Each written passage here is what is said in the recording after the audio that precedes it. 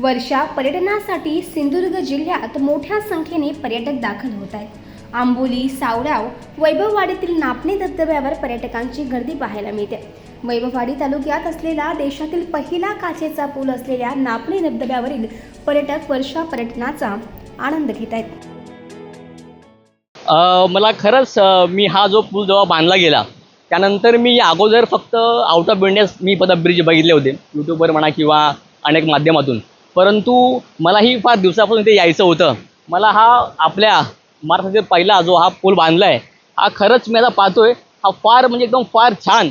आणि जो धबधबा इथून आपला जो पाहायला मिळतोय एवढा लांबून वरून, कारण की या धबधब्यात खाली जाणं मला असं वाटत नाही की पॉसिबल आहे. हा खूप मोठा धबधबा आहे म्हणून हे वरून पाहण्यात जे खरंच फार मला खूप फार आनंद आणि एवढं छान वाटतं की मी तुम्हाला शब्दात सांगू शकत नाही आहे. सध्या आता तरी फार एन्जॉय करतोय आणि खरंच मी धन्यवाद देतो ज्यांनी या प्रकारचा आपला जो पहिला जो हा प्रोजेक्ट या प्रकारावर बांधला आहे याबद्दल आपल्या महाराष्ट्रातील प्रशासनाला मी धन्यवाद देतो. Thank you so much. नवीन किती दिवसाचा कोकणातचा प्लॅन आहे आणि कुठे कुठे फिरणार? मी स्वतः एक कोकणातलाच आहे, मी रत्नागिरीचा आहे. परंतु मी जास्तीत जास्त प्लेस आपल्या कोकणामध्येच फिरतो कारण की आता नवीन भरपूर काही अपडेट्स आणि भरपूर नवीन ठिकाणं आपल्या त्याला छान बांधतायत. मला असं वाटतं की आपलं जे कोकणातलं जे पर्यटन आहे हे फार फार सुंदर आणि जगात एक नंबर होऊ शकतं. पावसाळ्यात कोकण कसं वाटतं?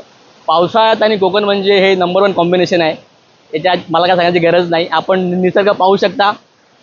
फार छान एन्जॉय करतो मी. धन्यवाद. नाव कसं? माझं नाव संकेत चिंचवलकर, मी रत्नागिरीचं आहे, देवडे या गावचं आहे. आणि पहिल्यापासूनच मला आपल्या ही जी आपली कोकण भूमी आहे ही पहिल्यापासूनच मला असं मी स्वतःला फार लकी समजतो की मी या जन्मभूमीत जन्म घेतला. हे महाराष्ट्राचं आणि कोकणचं पहिलं काचेचं पूल आहे आणि म्हणजे इथे येऊन इतकं छान वाटतंय ना. सगळे पर्यटक इकडे येतात. पावसाळ्यात खूपच छान वाटतं इथे आणि येऊन आम्हाला खरंच खूप मज्जा आलेली आहे. आणि मला असं वाटतं प्रत्येकाने यायला पाहिजे, इथे बघायला पाहिजे. खूप छान वाटतंय खरंच.